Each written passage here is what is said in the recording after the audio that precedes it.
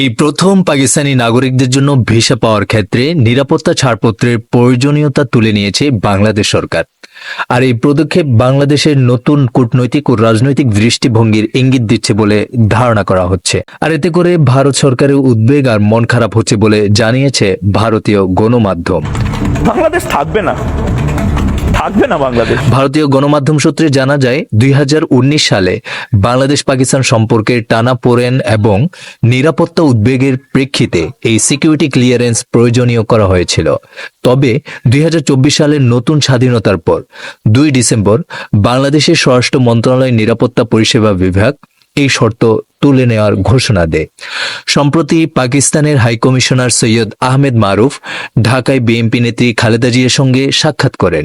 এর পরপরই মূলত এই নীতির পরিবর্তন করা হলো।